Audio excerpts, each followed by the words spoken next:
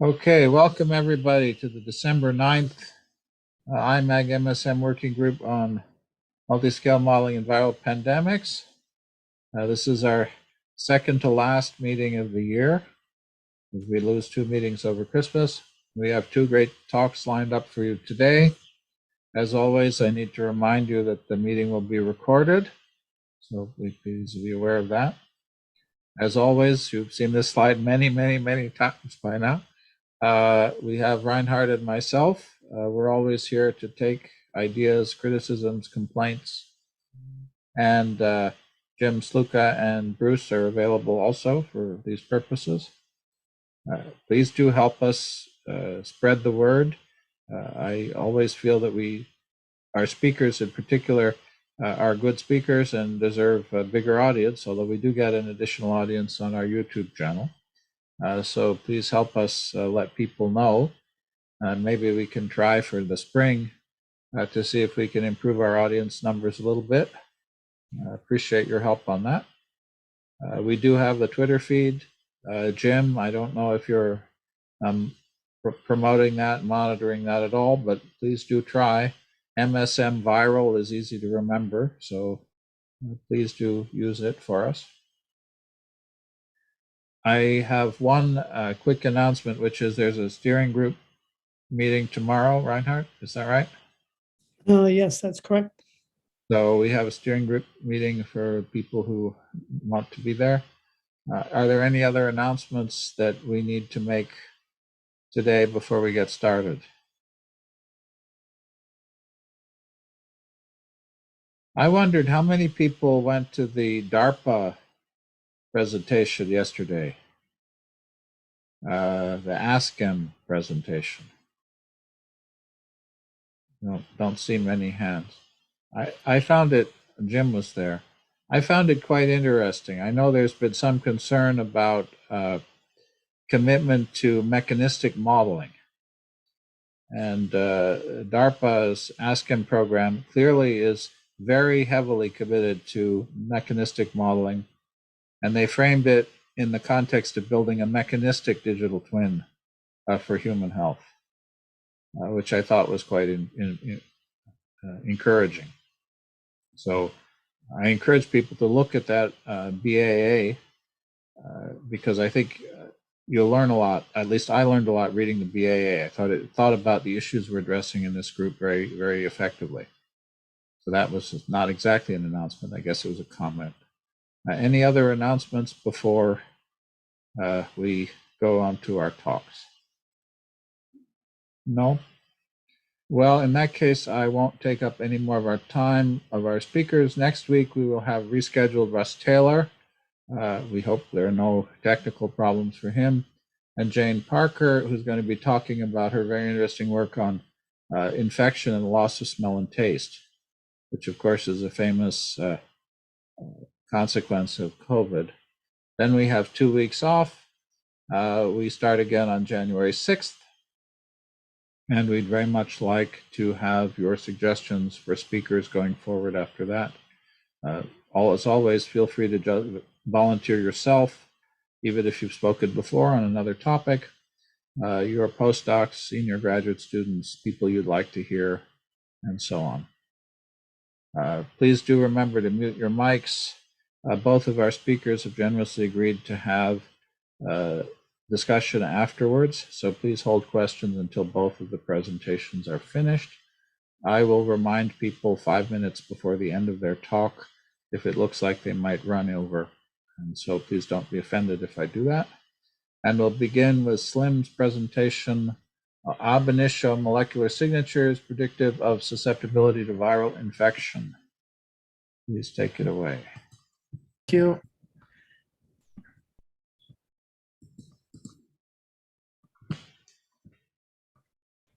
Hi, everyone. So today I'm going to talk about a crowdsourced analysis that we performed now a couple of years ago, but this was a community-based analysis regrouping over 30 teams of computational biologists trying to, again, predict susceptibility to viral infection. We published this article a couple of years ago now in Nature.com. Here's the reference of it on this slide. So just a bit of background before I talked about this analysis that we performed. The disease that we are studying here was acute upper respiratory tract infection. As you may know, those respiratory tract infection, they're usually caused by 10 viruses. And across a typical year, an adult will have 2 to 4 colds that are mostly caused by an infection, viral infection, most notably RSV. Those acute upper respiratory tract infection are the most common cause of a visit to a doctor in the US. On this slide, we have some numbers related to some of those upper respiratory tract infection in the US. Again, you can appreciate how often and how common those infections are. So there's a need to study those diseases as they are so prevalent. Well, what we know is not everyone is as susceptible to those acute respiratory tract infection. There's definitely a lot of literature already trying to understand what distinguish between someone that's susceptible to infection versus someone that's more resistant, and also what discriminate between someone that has a severe acute infection versus someone with a milder disease. Most of those host factor can be classified into 4 groups. The first one is maybe a prior immunity. So if you had previously been infected by a virus, or if you have been vaccinated, that may affect your susceptibility to an infection. The viral load may affect how severe is your disease. Some comorbidities like obesity, aging are known to be associated with a more severe acute respiratory tract infection. Finally, there's definitely other host factors like genetic, epigenetic, transcriptomic, and immunologic that may affect your susceptibility to viral infection, and also how severe your symptoms are going to be. In this work that I'm going to talk to you about today, we mostly use transcriptomic data to predict susceptibility to viral infection and also severity of symptomatic disease. But again, this work I think can be expanded to other type of data, not just to transcriptomic data. So this slide is just to summarize a bit the context where for which we started this analysis, this community-based analysis. What was known at that point was that most of the change in transcriptomic data between patients that have symptomatic infection, viral infection, upper respiratory viral infection, most of the change that can be noticed with asymptomatic participant, they can be detected at after infection, usually 36 hours after infection. This is depicted here in this plot taken from Zasset and al. In cell host microbe. And what you can see, this is the main transcriptomic change in blood between patients that are symptomatic and asymptomatic. Most of those participants were infected with flu, but you can notice that most of the major change between those 2 groups of participants, they can be detected starting in 36 hours, but most significantly after 48 hours. Other groups detected have made similar findings, where really major change between asymptomatic and symptomatic participant can be detected after 36 hours. And this is a paper from Yang et al., where they looked at TLR signaling, and again, they saw major change in TLR signaling 36 hours after infection. But the main reason of the work that we did was to try to answer whether or not those predictors of symptomatic versus asymptomatic viral infection, can they be detected earlier than 36 hours? Can they be detected like 24 hours before infection? Or even before infection, can we detect difference between participants that have symptomatic versus asymptomatic disease? So that was the main biological question we tried to answer in this challenge. So as I said, this was a community, it was a challenge organized by Sage Biotech in Seattle. And everyone was allowed to participate. We had 30 teams across the world that participate. Those teams can be composed by one person or multiple computational biologists, and they were all provided the same transcriptomic data to train their predictive model. And we had also some independent test set to evaluate the performance of the different predictive models. Just a few words on the training data. Initially, all the participants were given access to transcriptomic data from seven data set of viral infection, where healthy subjects, healthy adults were volunteered to be challenged to be exposed to 4 respiratory viruses, including RSV, Rhinovirus, H1N1, H3N2. And those participants were followed for 10 days, and blood was collected during the follow-up of those participants. Again, from the blood, RNA was extracted, and transcriptomic expression was measured whether by microarray or by RNA-seq. The outcome, the clinical outcome of this trial were symptom severity, which include different aspects of different symptoms that can be caused by viral infection, including study nose, scratchy throat, headache, cough, and so on. And also we measure viral shedding, so production of new variant after infection, and that was measured in nasal lavage. As I mentioned, the participants were given access to this data set that was a training data set. They were allowed to build whatever machine learning method they thought of using to build their predictive model.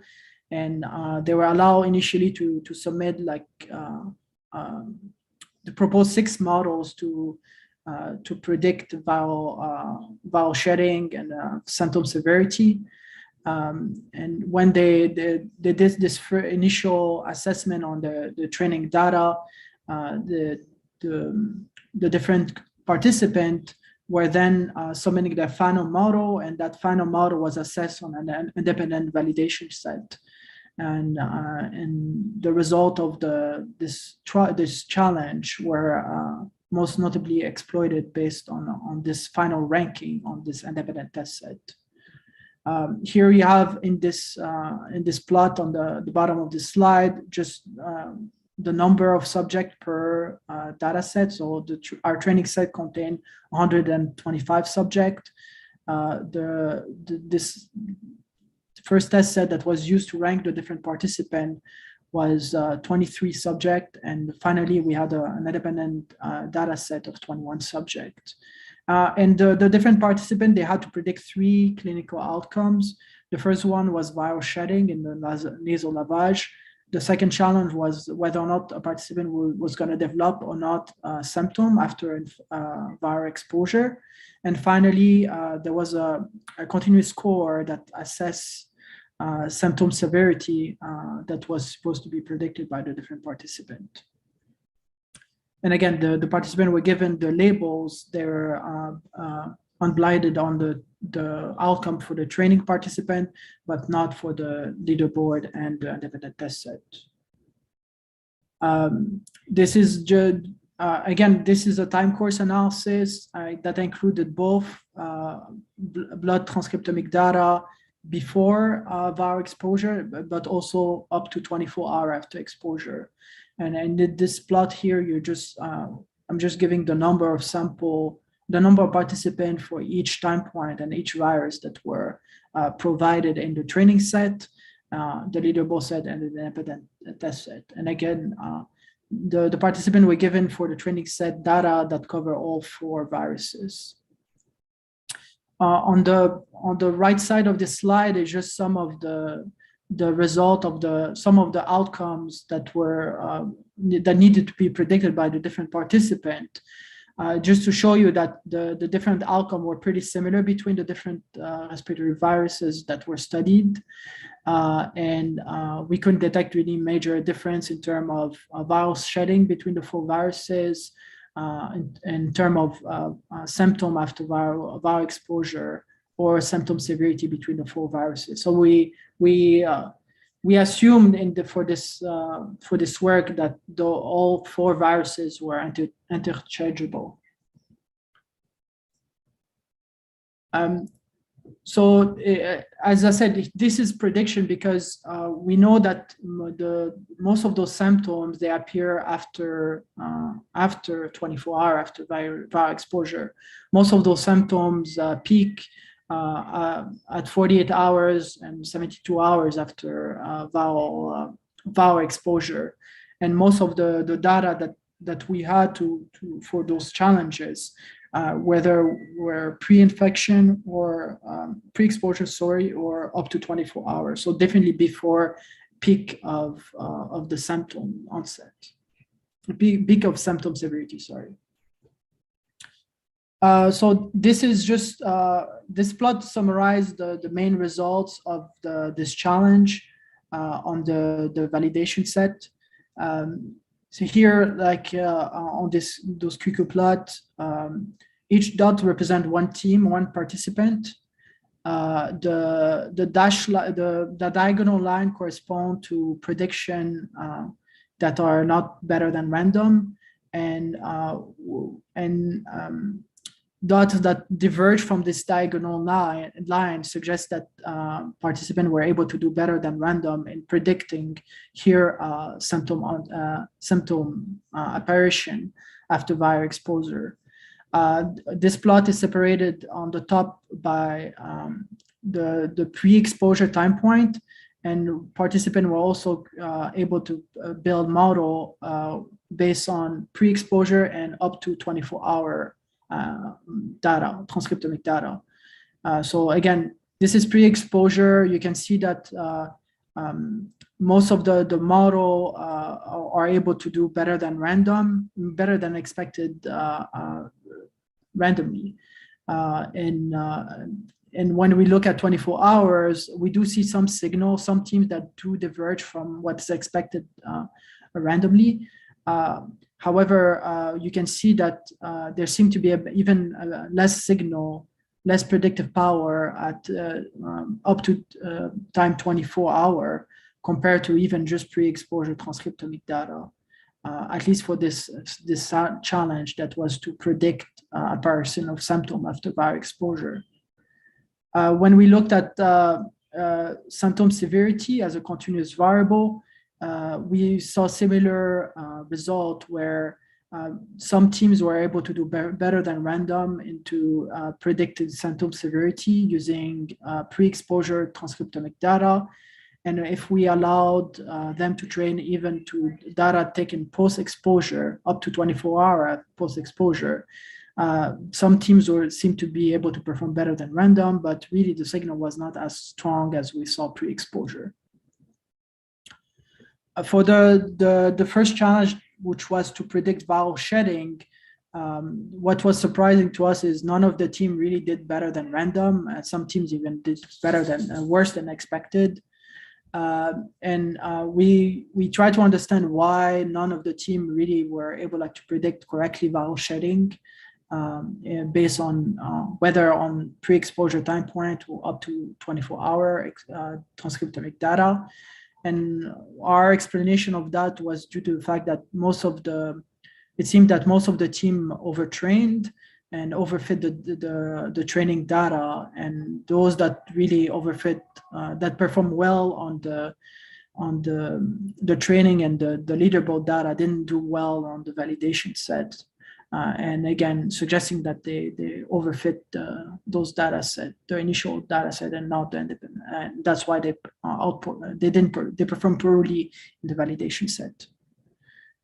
So now we dig a bit deeper and trying to understand what distinguishes a team that performed well in predicting a vowel symptom onset compared to a team that performed less well. So each team, when they submitted their predictive model, they provide a write-up describing the methodology that they did. And what we did as a group after that is to go back to those write-up and try to classify the different steps that the participant took to build their predictive model into a different group, and try to see whether any step was shared between the best performing team compared to the less performing team. From this analysis, what emerged was the fact that some steps seem to be associated with better prediction than other.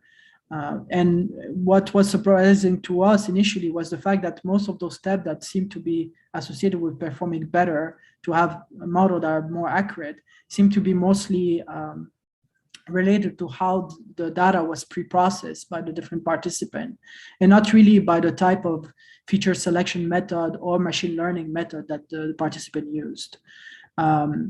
So for example, here, the step that seemed to be the most crucial to predict well symptom apparition after exposure was the fact that the participant like average different probe or different transcript that are related to the same gene, and if they summarize this information at the gene level, it seemed to perform better than those that didn't do that this additional step. Also, we provided in the training data some sham, some participants that are exposed to sham, so not exposed to any virus. And participants that excluded those samples from their training seem to perform a bit better for some of the challenges compared to those that didn't exclude those sham samples. Then we looked at the feature that were selected in those different predictive model. Both at the gene level, we tried to see what kind of gene were selected by the different predictive model and whether or not they were shared between the different participants. And what we notice is that most of the genes that are part of those predictive model were not shared between participants. It seemed that different participants will select different genes to predict symptom apparition or symptom severity. Most of the genes that were the most frequent only were shared between a third of participants and not with the remaining. However, if we do the similar analysis, but looking at the function of those genes and try to annotate those genes to different biological processes and pathways, we saw that there is some commonality in terms of biological processes that are picked up by the different participants. And on this plot here in the middle of my slide, I'm showing some of those biological processes that were represented in different predictive model. When you see a dot that's red, it means that this process was associated with more severe symptom or presence of symptoms after exposure. And when it's blue, it means it's associated with lack of symptom or symptomatic participant or less severe symptom. What we notice is some of those pathways are really present in both pre-exposure time point and the model up to 24 hours after exposure. And this includes several biological processes like heme metabolism, KRAS signaling, inflammation response. And they seem to be shared between the data that was up to just pre-exposure and also up to 24 hours after exposure. We did some network analysis to try to identify what are the hubs part of those different biological processes. and the hubs in this set of gene and pathway mostly related to, again, heme metabolism, including some hemoglobin gene and also some heme catabolism gene. So when we wrote the discussion of this paper, we suggested that heme was important for viral replication, and the fact that those genes were induced in the more expressed in participants that are more likely to have symptomatic viral infection, maybe due to the fact that those genes are do provide better replication competence of viruses in the host compared to participants that have lower level of those genes. So the slide is just to tell you that heme metabolism is not just important for RSV, rhinovirus, H1N1, and H3N2. Heme metabolism has also been associated with severe COVID. So there is definitely a link between heme metabolism and SARS-CoV-2 replication in host cells. We know that some gene, some non-structure protein from SARS-CoV-2 are able to bind heme. They're able to remove the iron component from heme and thus perturb the heme metabolism. And we know that heme metabolism is important because regulation of heme metabolism is extremely important for host cell, and having too much oxygen may lead to ROS activation and stress to the cells, and some enzymes that are known to metabolize heme, like the heme oxygenase HO1, are important because when they metabolize heme, they produce antivirals, anti-inflammatory that are important to protect against severe bowel disease. And we believe that again, same mechanism can also be applied to SARS-CoV-2 infection. And there's already data and literature supporting this. Again, suggesting that the finding of this initial paper on other viruses may be also important for COVID. And this last slide is just to list the different author of this paper, this work. The founding agency to this data, but the data that was used for this challenge was sponsored by DARPA, and Sage Biotech is the organism that organized this challenge. And here is just some of my funding for this analysis. And thank you for listening to me.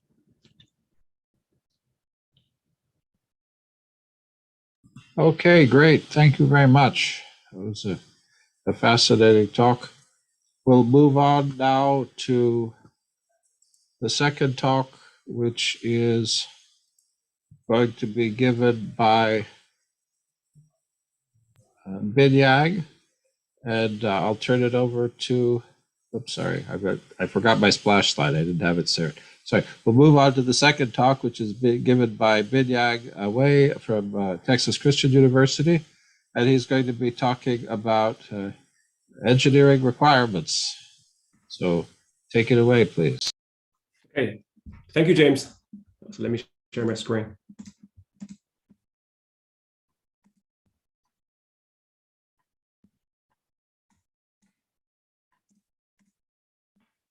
All right, can everybody see my slides? Yes. Yes, thank you. Okay. All right, good afternoon, everyone. My name is Bingyang Wei, and thank you so much for inviting me to this viral pandemics working group. And the title of my presentation is Just Enough Requirements Engineering for Non-Computer Science Majors. A little background of myself. I got my Bachelor of Engineering from Ocean University of China in 2010, my PhD from University of Alabama in Huntsville in 2015. And then from 2015 to 2018, I work as an assistant professor at Midwestern State University. And now I'm working for TCU, so go Frogs. My research areas cover software engineering, in particular requirements engineering, semantic web, knowledge graph, form methods. Also, I have some background in modeling and simulation. I have done a project with NASA many years ago, so I also include that experience in these slides. Now, before we get started, let me talk about my view of the relationship between computer science and other domains, other disciplines. So what is computer science? It is really science. We call ourselves science because it's the study of problem solving with computers. But where do those problems come from? They're from other domains, other fields. For example, they're from mathematics, physics, biology, chemistry, and finance. And through Slim's presentation, you see that he and his team is using machine learning to solve problems. So I really think that computer science is meant to help scientists from various domains or various other disciplines. And maybe in future, everyone needs to learn a little bit of computer science, and just like everyone needs to learn how to drive.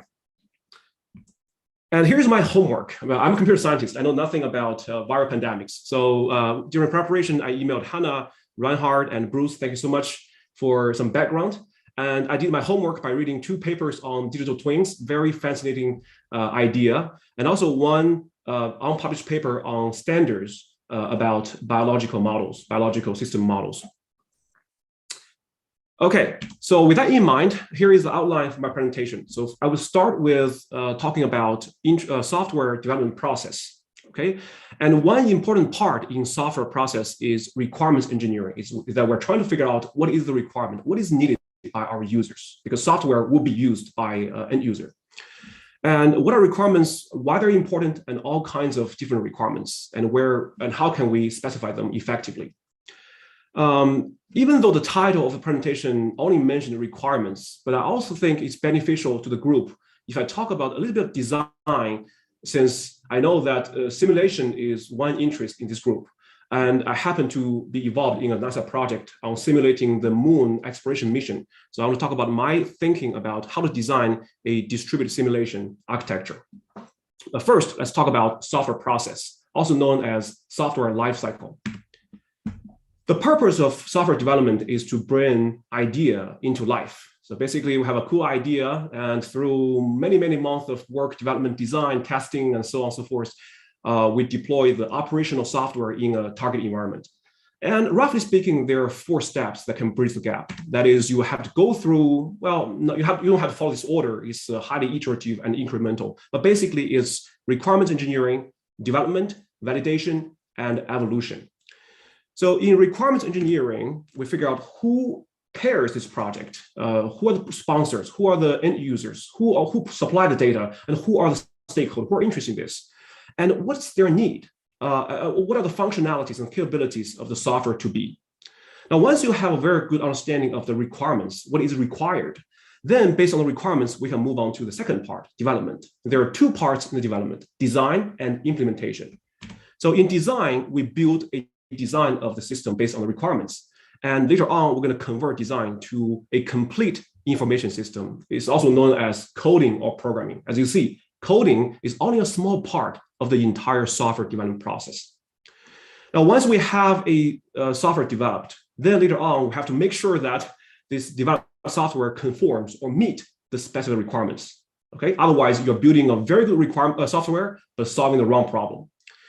And once we deploy it, is that done? No, another cycle starts because we have to maintain the system, and the system needs to evolve to meet changing client needs. So some software will maintain like 10 years or 20 years, but we're building new features, we're changing outdated features, but the software is still alive. It's really a life.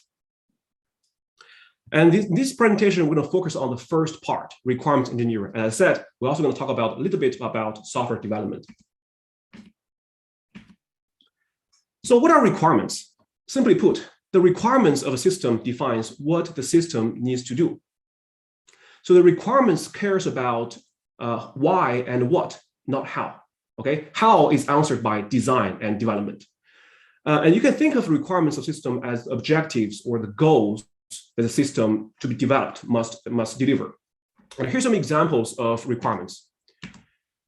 The first requirement is from a chemical tracking system. And to be more specific, this requirement is a business level requirement. It's high level. We usually get this requirement from the sponsor of the project, the CEOs or CTOs. The second requirement is from a small unmanned aircraft system, the drones. And to be more specific, this requirement belongs to functional requirements. So basically it tells what is the functionality that this system must deliver. The third requirement is from a mortgage approval system. And this is a performance requirement. It basically tells that, hey, once the software is deployed, how fast it should be to return the approval result, approve or not approve. Now, the fourth one is from a video renting system. Now, this is a little bit different from the first three, because the last one is actually a business rule. With or without the support of the system, the rule is always true.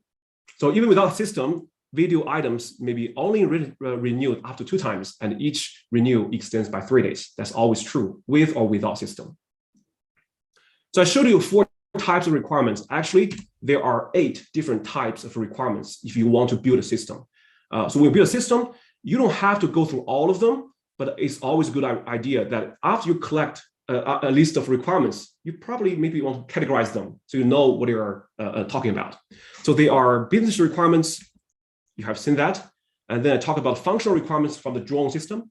Also the performance requirement, and it's called quality attributes, and also business rules. So next, I'm going to focus on the other 3 requirements: user requirements, data requirements, and external interface requirements. Because every system, or not every system, but most systems will have the end users, right? Will provide values to the end users. And also most systems will consume data and also will produce data. And also right now, it is very rare that you get a system that is isolated. It's not talking to other things. So external interface requirements is also very important. So you may consider collecting those requirements when you build our next system. So first, user requirements. And here's the format that I will use to describe each requirement.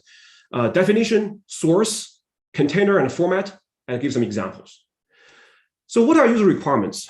The first thing to do when you collect user requirements is know who is your user, who is going to use your final system, okay?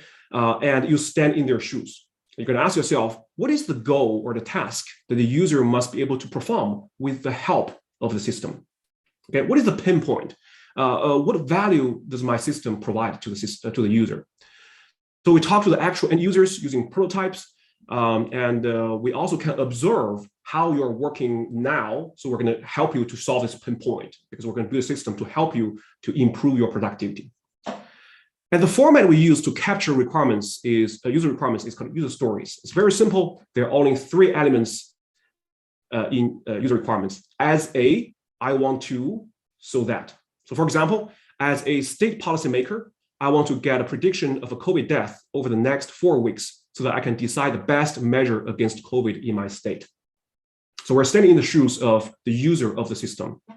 The next example is, as a healthcare professional or doctor, I want to effectively produce treatment plans based on physiological measurements from my patients so that my patient can get timely and accurate treatment. So this is maybe one requirement for digital twins, right? If we want to figure out how to provide a good treatment plan.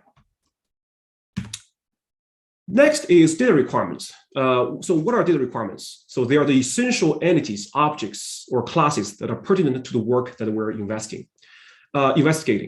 And where can we find them? We can talk to the subject matter experts, or we can read the existing reports or other existing documents. And if you're lucky, the domain has ontology as also a source for data requirements, standards, glossary, and so on and so forth. And we usually write data requirements in something called software requirements specification, or SRS, in 2 formats, either ER diagram or entity relation diagram, or UML class diagram. And the second one is a table format. So here's an example. So this is the data requirements from a cafeteria ordering system.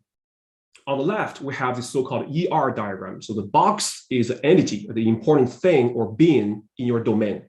And those diamonds are relationships. So for example, here, one patron can have, M here is many orders. And many orders, one order can have many food items, and so on and so forth. So we use ER diagram to capture the important domain objects. But then how do we specify the properties or the fields of each entity? Then we can be more specific, kind of zoom in the square, the box, and list all the properties, the important domain properties, and their data format, description, length, and possible values. Okay, now think about this. If you give this to a developer, a programmer, the programmers can implement a system without any problem. Okay.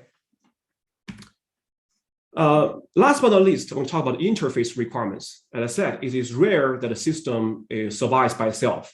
There are neighbors around the system. So really, the interface requirements is a connection between my system, the system under development, and the rest of the universe. And the container is also in software requirement specification, or we can have a dedicated interface specification. So here's one example. Let's assume that our system is going to use the Google service, Google Maps service. And this is the interface requirements specification. In order to effectively use this service, our system must provide the correct URL and also specify what is the format of the return value from Google Map. We also need to provide required parameters and other optional parameters. Again, with those in mind, the developers will be completely unambiguous to implement the software. And I mentioned software requirements specification many times, and this is the magic document. It's a document that read by different kind of stakeholders, like end users, clients, developers, testers, product managers. And there are many chapters in this SRS, or software requirement specification. I highly recommend that every team, if you're working on a software project, you can start with this. You don't have to fill in every single chapter, but use this as kind of reminder to remind you, I'm not leaving out some important information, and then you jump right into coding. That's not always very, very effective.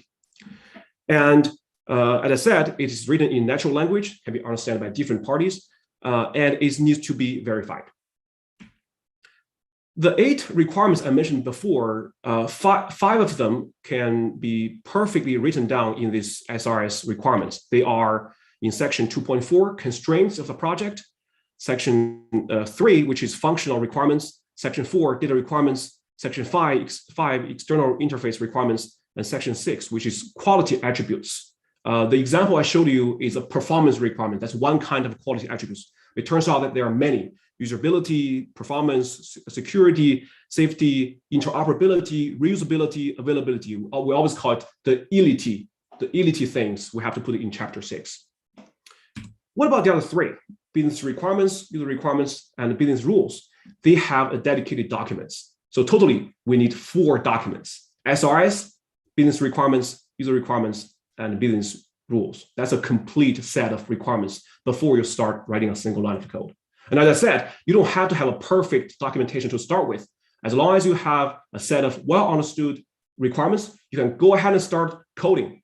And then you get feedback, and you keep coming back to requirements, coding, requirements. It's an iterative process.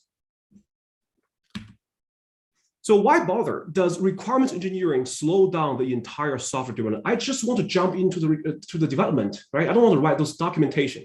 Well, to answer this question, the answer, it depends. If your project is small, it's a one-man project, if it's just a very small project, you don't have to write a very formal documentation. But if your team has more than one person, if it has 5 or 10, then is the benefit of writing documentation or requirements engineering becomes obvious. Because the purpose of requirements engineering is to improve community among the team, communication among the team. So the more people involved, the more important communication is. So what we want to do is, for different stakeholders, basic stakeholder is a person that is interested in your system, clients, end users, and SME, or subject matter experts, they want requirements so that they know, developers understand what needs to be built. Designers need requirements to build a design. Developers need requirements to know how to build something. Testers need to test the system developed against the requirements to make sure that, okay, it's validated. And also product manager needs requirements to make plans. So as you can see, requirements is very important. Okay, so we're done with requirement engineering and we have 5 minutes left. Okay, let me talk about software design. when I read the paper provided by Reinhardt, in this paper, a modular computational framework for medical digital twins, it suddenly reminds me that I have done something very similar, but not on the cell level. It's in the solar system level. So it's in the opposite. 7 years ago, I was working on a project led by NASA and several universities. We're trying to come up with a distributed simulation. It's not the real launch, the simulation. It is a lunar exploration simulation. And here is the scenario. In Heme Basin, which is a huge impact crater close to the south pole of the moon, an astronaut, and this astronaut was developed by MIT, traveled to an oxygen factory, which was developed by a university in UK. I forgot, it's 7 years ago, I forgot which university. And then a cargo rover, I think this one was developed by University of Nebraska, moved to a mass driver. Basically, the mass driver will accelerate the cargo and shoot it to the space. It will be captured by an L2 outpost of the moon, and this L2 outpost was developed by University of Munich. And the physical communication satellites orbiting the moon provides radio communication to all the physical entities in Heme Basin. And in the end, the anti-asteroid system developed by University of Genova in Italy detect an incoming asteroid and destroy this by firing a missile. So it's pretty fancy. But the point here is, this is a highly heterogeneous distributed simulation. Is that each team is using a different programming language and using different computing platforms to design one simulation node. And it turns out that this entire collection of nodes needs to collaborate together to get the entire job done. So how do we coordinate this? And we're using a framework called HLA, or High Level Architecture. And this architecture is an IEEE standard designed for interoperability and reuse. So basically, this is the topology of HLA. So there is this central network and protocol, and every simulation node developed by a university will get connected to this network and protocol instead of P2P or peer-to-peer communication. And as I said, HLA is a general purpose distributed simulation protocol and architecture. And the purpose of HLA is for interoperability and reuse. So a simulation node can communicate with a different simulation node regardless of the programming language or the detailed platforms they use. And if you want to know more details, you can take a look at the reference I put at the bottom of the slides. And let me briefly talk about the overview of HLA. If you're interested, we can talk more in the breakout session. As I said, the topology of HLA is service bus. Is this called? We also call it lollipop diagram, because each federate or each simulation node is like a lollipop. And the simulation node here is called a federate. And this entire thing is called federation. So federate feel free to join and leave the federation, and this should not cause no problem to the entire federation. So that's decouple. And each federate is developed by one simulation team. And in the federate, you can have one or more simulated objects. For example, in my case, F1 or federate 1 has 6 satellites. And F2, this is the MIT federate, they produce one simulation object, and so on and so forth. And one of the federate is a non-simulation node. It provides time management or time regulating. It advances the time of the entire simulation. So this is time regulating, and F1, F2, F3, they are time constrained federates. It also can do visualization and logging and all other stuff. Then how do they communicate? The data requirements are captured in something called FOM, or FOM, Federation Object Model. So this basically defines, and actually each team will provide a FOM to the RTI, or the runtime infrastructure. So RTI knows how to route those messages from F1 to F2, F2 to F3, and so on and so forth. So this is the data requirement which I just talked about before. I think this has the role of data requirements and also external interface specification, is the two roles in this one file. All right, so that's the end of my presentation. We talk about software development process. We talk about the requirements engineering, the 8 types of software requirements, and also talk a little bit of design, which is HLA. Thanks for listening. Hope I didn't. You were right on time. Thank you. Good, 20 minutes, right? Thank you for both of our speakers who presented a lot of stimulating material in a very efficient way. So since the topics of the talks were very different, I've created the breakout rooms. However, we don't have to use them, so why don't we start with an open pit? We have time for some discussions. Both of our speakers have generously agreed to stay with us. And if it looks like it's appropriate, we can certainly move people to breakout rooms. You could move yourself to a breakout room too. Everyone has freedom to do that. So why don't the floor is open, please.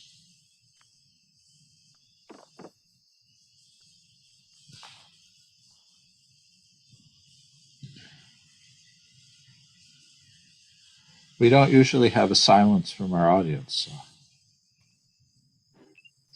Okay, I'll try one. Under the requirements stuff, I noticed you made reference to HLA, which I'm assuming was high-level architecture. Is that true? Yes, yes.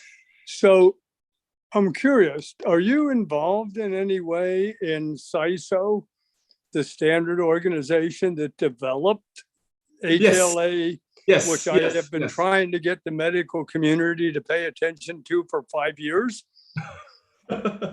Yes, I was not paid by CISO. I'm just, yes, I was involved in CISO, the Simulation Interoperability Standard Organization. Yes, for the rest of the world, the Department of Defense has developed the capacity to build architectures exactly as were being described, federation architectures that enable data from computer models that come from anywhere to be adapted and used by other computer models. And once again, I cannot understand why the medical community is so adverse to the possibility that a solution to their interoperability problems already exists. But thank you for your presentation. Remember, all of you, Catherine Morris essentially told us the same thing a year ago. So enough of a preaching. Well, I think a good lesson is worth hearing more than once. And actually, the theme of the DARPA presentation yesterday was that most scientific software is never reused, not interoperable, not decomposable, and doesn't embody the information that was used to create it in a way that anybody could understand. And so one of their great concerns essentially would be to take the kind of specification document that Bing Yang was talking about and embed it in the software itself, so that the relationship between the software and the what I would call a conceptual model, the ideas, the knowledge behind it, the semantic information behind it, isn't lost, so that if somebody comes to a software package, they're able to understand what it means.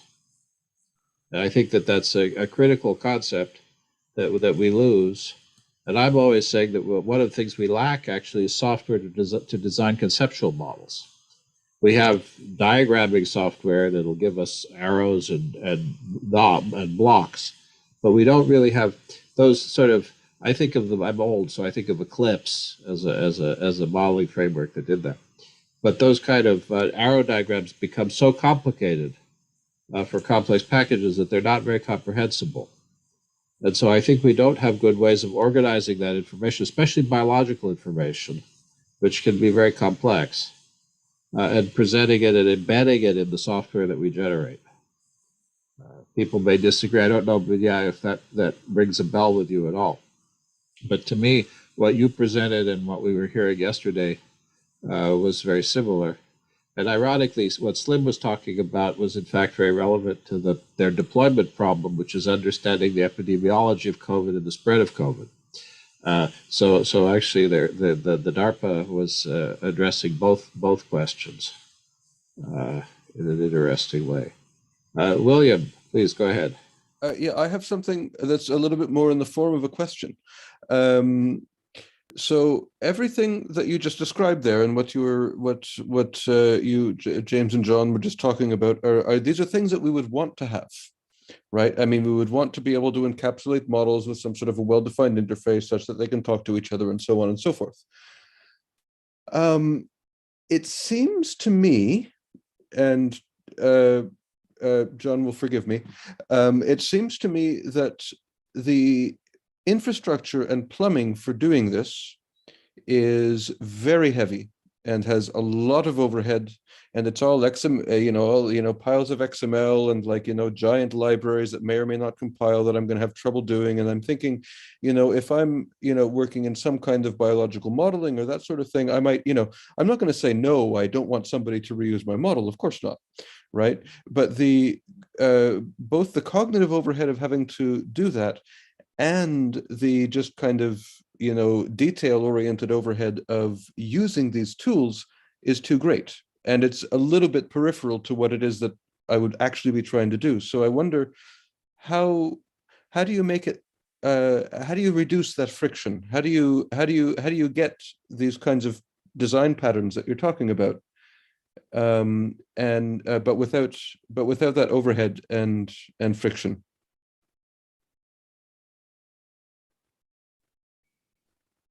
It was for Binyang Wei. That was the question. You're muted if you're trying to answer. I can. Yes. Sorry. Can you repeat the question again? Well, just like the tools, the HLA and all the associated tools and all the XML for expressing these things, all of that stuff is very heavyweight. It's a very heavyweight approach to solving this problem, and there's a lot of overhead involved in doing all of that, which is too much friction for most kind of working scientists and modelers that are doing this kind of stuff. So do you have any thoughts about how to reduce this friction? I see. I guess the best way is the tooling is someone that knows both parts will produce a tool that can help kind of, for example, you don't have to really interact with XML by itself, right? But designing some modeling tools that can an easier way to help you to cover those frictions. That's my thought, is having tools to support, having better modeling tools support. Yeah, no, I mean, I agree. Good, but where do we get these? Where do we get these tools? Somebody's got to make them. I know. That's why we need more collaborations between computer scientists and other scientists. I don't see, again, to be frank, to be honest, I don't see a lot of big problems from computer scientist point of view.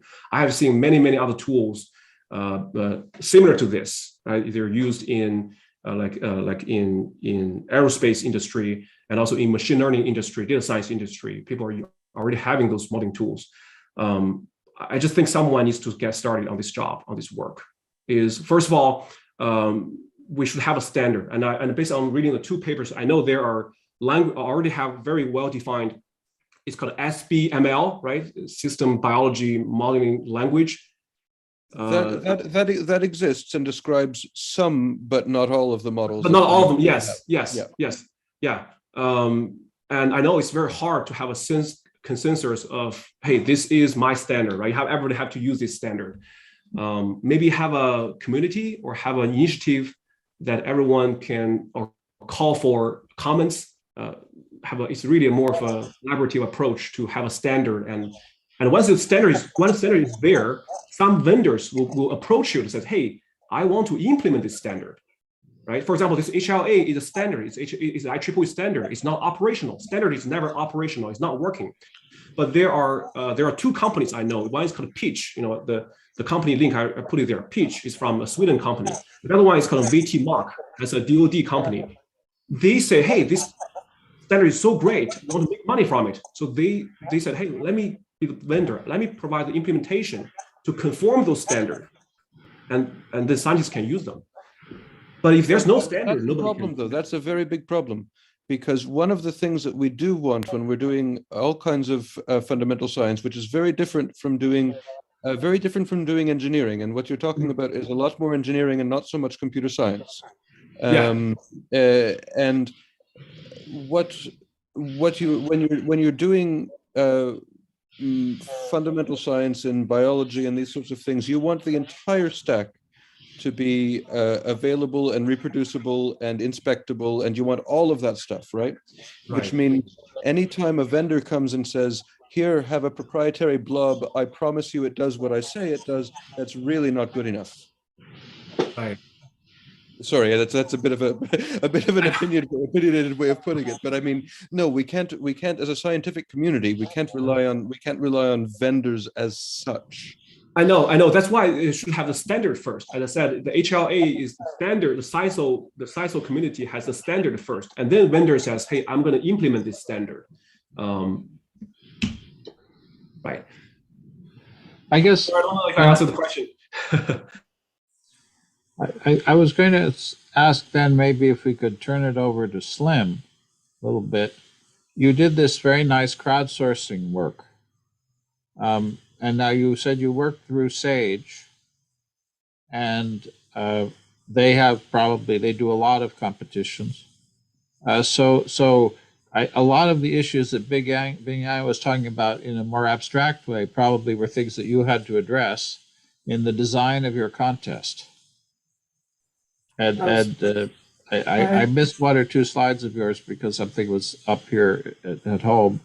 But I wondered if you could talk about sort of your response to how you design a specification for crowdsource, because we talked a lot about crowdsourcing within this group, but actually getting it to work is not so easy. Unfortunately, I couldn't answer that question because I'm not part of Sage. I was one of the participants of that crowdsource challenge. And I just led the writing of the paper, but I'm not one of the organizer. I can put you in contact with the organizer and maybe like have them here to present would be a good idea.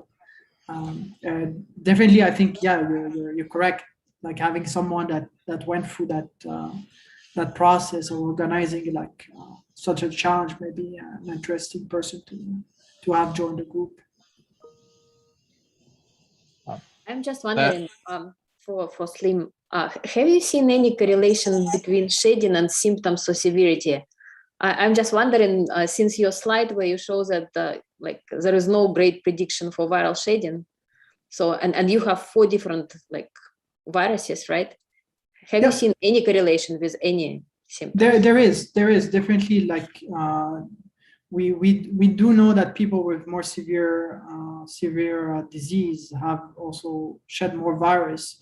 The only thing is shedding of viruses was just one aspect that's associated with severity of bowel disease. As you saw, there was other symptoms that we included in that presentation, in that score, and again, because of that, we believe that the symptom severity is not just a surrogate of bowel shedding, but you're correct. There is an association between both of them. We know that for flu, for example, we know that more virus is usually a mark of a defect in antiviral response. And we know that some participants with more severe disease have a defect in their antiviral response. So there is an association between both. We believe in our case, why most of participants fail to predict bowel shedding is, again, I think it's more not really biologically, and it's not due to a biological cause, but I think it's more technical. It's more how people build their model, and maybe again, more likely to overfit the training data. Okay, thank you. You mentioned that, I mean, you used an AI approach. Did anyone try to do a non-AI approach to do prediction? In principle, there are other ways of trying to organize that information besides the AI-based data mining. Or maybe not because of the way the data are presented. But when you mentioned that some of the filtering and data aggregation was important, the pre-filtering, Yep. and that embodies some kinds of mechanistic hypotheses. Yep. And I wondered if you could talk a little bit more about what kinds of hypotheses you found to be effective. I know you talked about that a little bit, but I think it's very important because if we're going to build, say, a model of what's going on in a cell, Yep. we're not going to model 30,000 proteins. Sure. We're going to have to create aggregated signals that represent pro-inflammatory response. There may be individual molecules. You may have TLR4 Yep. or I, but you're not Yep. going to model every component of every pathway. And so this idea of aggregation, I think, is very fundamental. And if you find that there are particular kinds of aggregation that are descriptive and predictive, then that gives the modeler something to shoot at, because the toxicologists always talk about adverse outcome pathways, which are these abstract ways of thinking about sequences of biological events. Yeah. And I think that wondered if you could talk a little bit about that. Yeah, I think it's two great questions. The first part is we didn't have a restriction on what kind of model the participant could build. We provided the whole transcriptome, but they could have used like any kind of approach. Most of the people use a machine learning approach, but if you believe that like a mechanistic model, a more bottom-up approach would have been a better fit to predict symptom, participant could have tried that. We didn't have any participant that tried that. So I can't really talk further about this, but definitely that would be some things really interesting to try, I think. For the summarization method that seemed to perform better, so the two best performing team that we had, one of them used a pathway-based approach to summarize. So if several set of genes are implicated in the same biological pathway, they summarize them, they average their expression, and they use that as a way to reduce the number of features. So to go from 20,000 genes to a set of like 500 pathways, for example. The second, the best performing team, they use a non-supervised way to reduce dimensionality of the data. They use something similar to principal component. So dimension, where each dimension is a linear combination of multiple genes, but doesn't use any biological knowledge, a priori knowledge, to build those dimensions. So that was one of the things that was the most surprising when we did the downstream analysis of the best performing team, is we have really those two teams that did like complete opposite. One that really is based on a priori knowledge on the biological processes in the immune response, and the other one that's used like a way to reduce dimensionality, but using no a priori knowledge. And both of them perform really similarly. But it seemed that the fact that they both tried to find a way to reduce dimensionality of the data and to maybe build like feature that are aggregate feature that may be more robust, seem to perform better. So yeah, that's my interpretation of our analysis.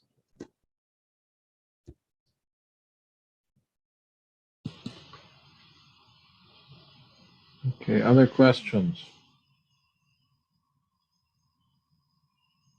Comments?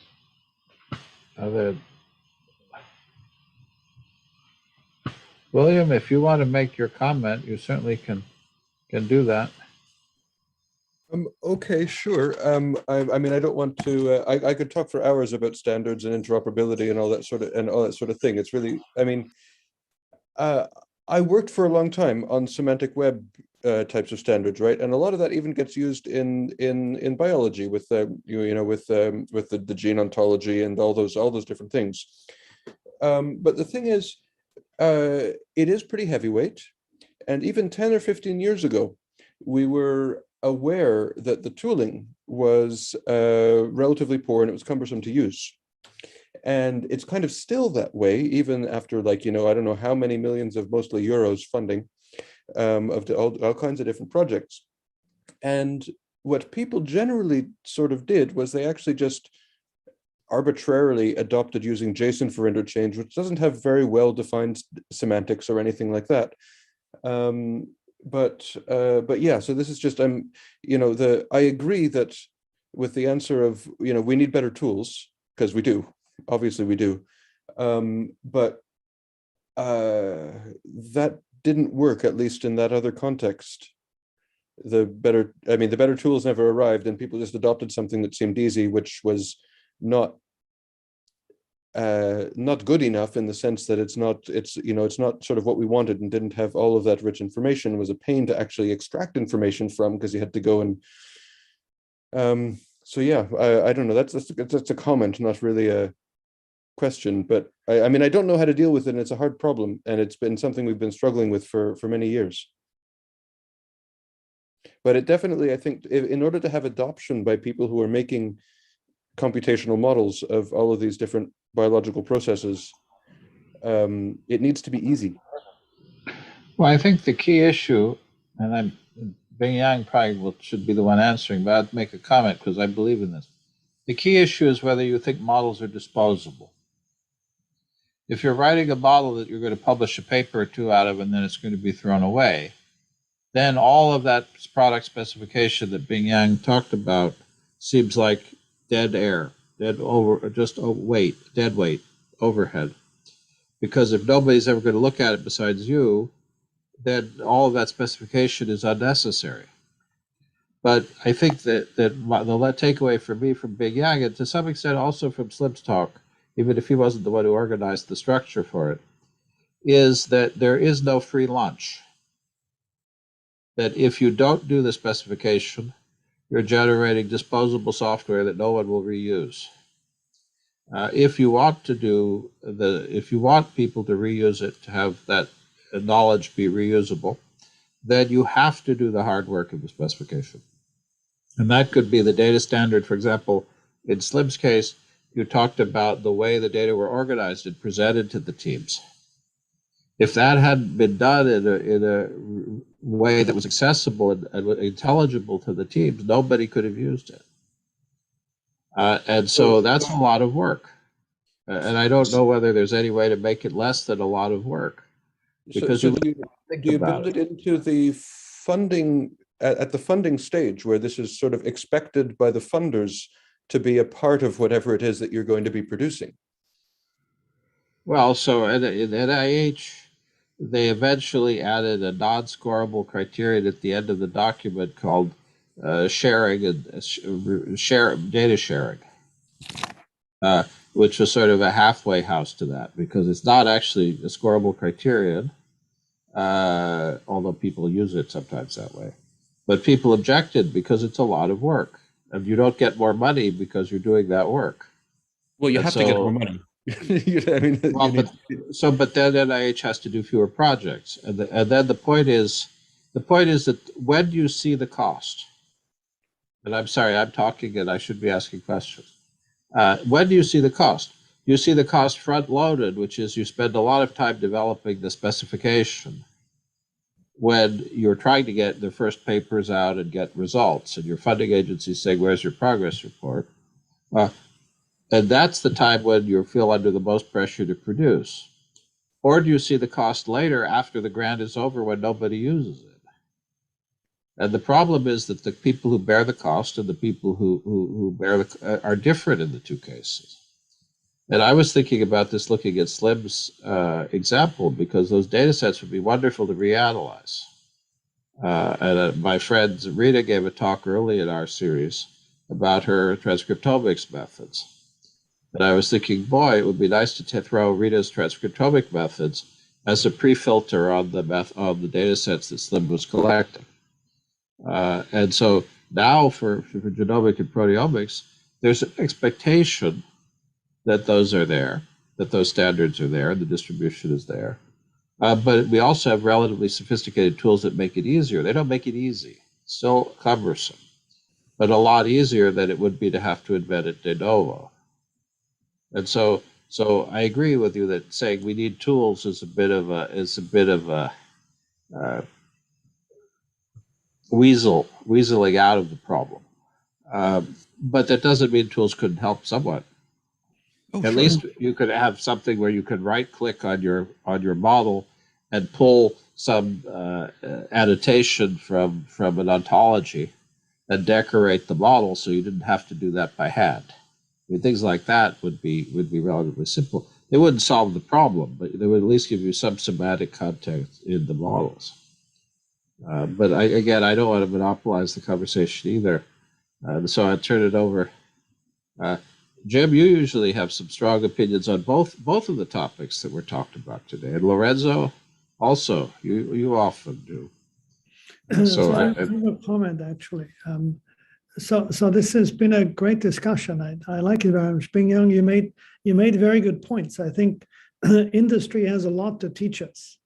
On the other hand, I very much appreciate William's point of view that it's complicated, and James makes the point that there is really no payoff in undergoing this complication because models, just like data in biomedical research, certainly have a very short half-life.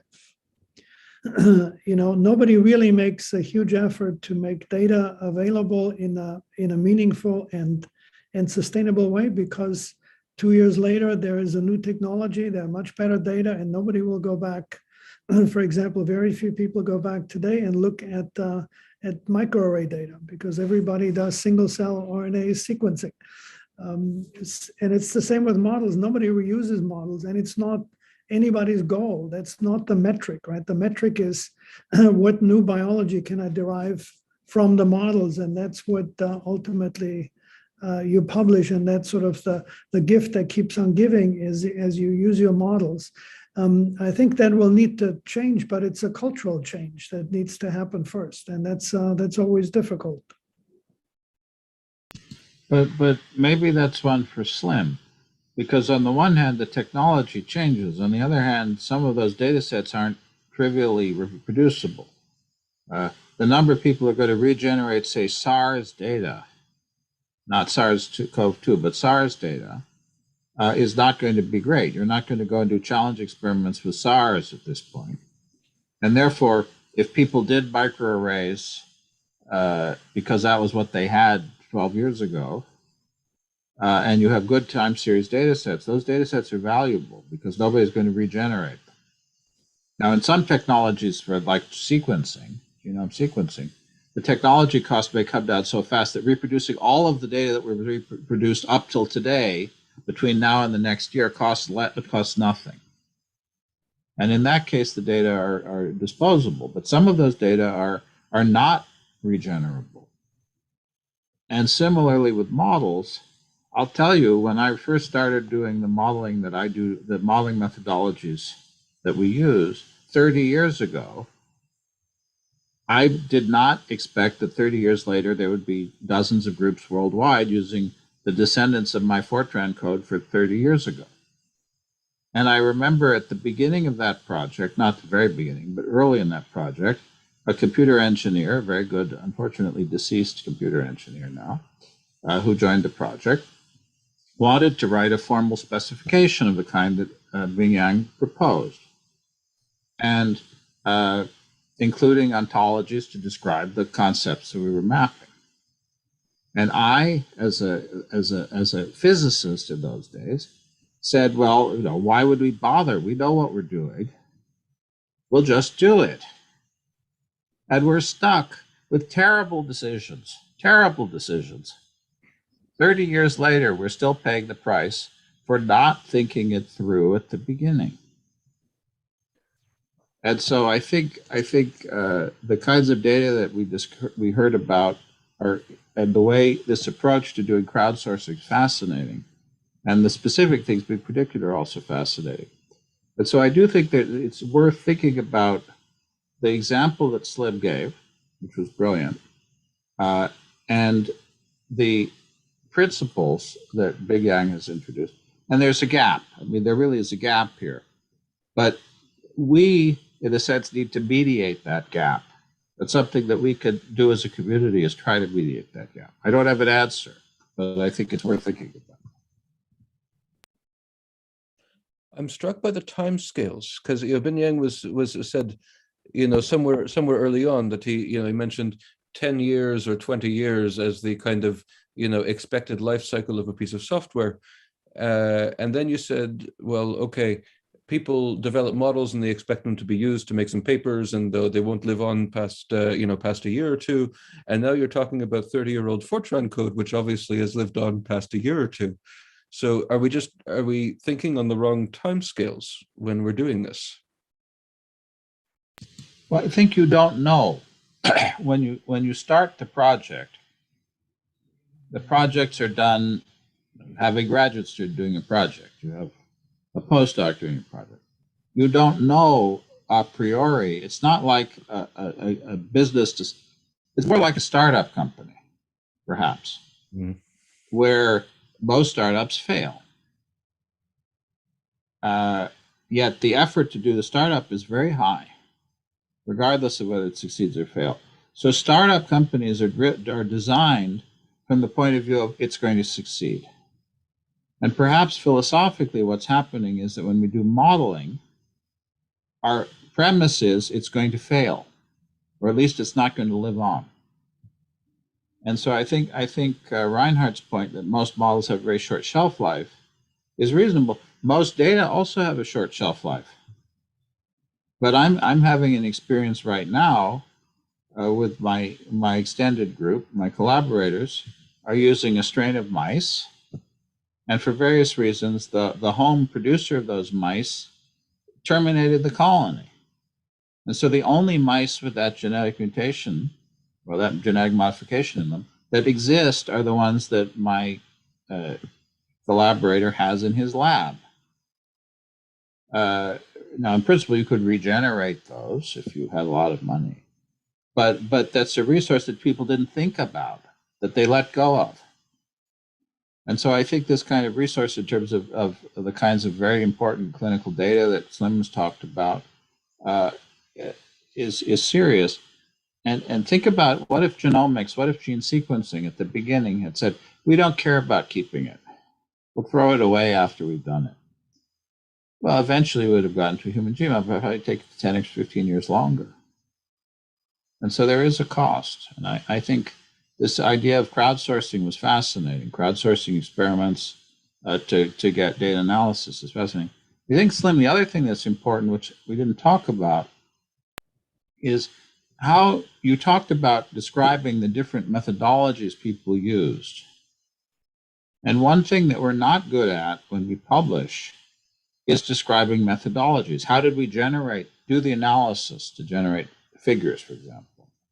And I think there are certainly groups that have worked on standardizing that, but it's not in the community so much. And modelers are guilty of this also. So I think we had the same problem. We didn't have any. So when we asked participants to provide a write-up, it was vague. It was a space that they can fill whatever text they want. There was no choice of word they could use. It was free text. And the only way we found to be able to standardize those write-up was to have like two community analysts to go through the write-ups and try to find like general like theme that those methods would be fit in. And that's how we create our standard method, and we could like assign whether our team use that or yes or no as a binary outcome. But yeah, definitely I agree. It was a lot of work, and if there was previous standard, we could have forced the participant to use those terms, but we didn't do that initially. And I don't know if Future Challenge worked that better than us. It's a great question. I have no idea. We have time maybe for one more question. We're almost out of time. Lorenzo, did you have a question for? Yeah, my comment was on specs design, the specification, etc. for software development. It might be a software for biology, etc. Is that when we go down to the modeling, it becomes a little bit difficult to define the specification to the level of precision that we are able to encode with a mathematical model or with a computer software. So the specification are not really completely known to that level of detail, I think. And so we build an approximation, which might then fail to further test, and then the model is wasted. But then if the model keeps some flexibility, probably can be updated. So in this sense, designing upfront, as we do for a product design. So when we design a software that needs to deploy a product, we are very concerned about the reproducibility, and it does do one job or two very well and for a very long time. With a model, perhaps we are interrogating a system that we don't know very well. And so it becomes kind of a form of hypothesis testing. So maybe that a disposable model is just that theory doesn't hold. And so we have to change theory. And that's valuable in itself anyway. So negative data anyway. So it's more like a prototype, a physical prototype that you might develop. You try something out in the lab. You try some different formulation of your reagents to see if you do better. But it's not an end product, it's a step. On the other hand, you still have a LIMS system in your lab that allows you to document what you did. Yeah. Oh, if I may chime in. So I think we're confusing design and requirements. So I think the modeling in your, again, modeling is a highly abused word, overloaded word. So modeling or whatever. But in my opinion, modeling is more of a designing, that is how, right? But requirements is really cares about why we're doing this. Is it worth it doing it? Who cares about this? Is it right we're doing this? Or what are the functional? It's like a contract. So prototyping, modeling, and then you throw away the model and test something else. That's not requirements, but it can trace back to the requirements. Why am I doing this modeling? Why do I think this model is bad or wrong? What is the standard? The entire team has to agree with that. But how did you really accomplish this? That's the design. And design can be, and in design, we do need documentation. I didn't mention this, is in design, we do need documentation to make sure other people can reproduce this. We have like comments, we write code, we have comments, we have API documentation, and so on and so forth. But requirements is more high level, I guess. Okay, well, we're unfortunately at the end of our conversation. Just when it's getting exciting, we always cut things off. I would have loved to ask Slim some more questions because I found both talks fascinating, and they're really the work you describe is. I shared the link to your paper in the chat, and I've already downloaded it for myself, so I'll be reading it. Thank you so much, both, and we look forward to having you again. And if you have suggestions for people you think we should have speak to us on any of these issues, both of the topics are wonderful ones we'd love to follow up on. Thank you, everybody, for coming, and we will see you next week for the last meeting of the year.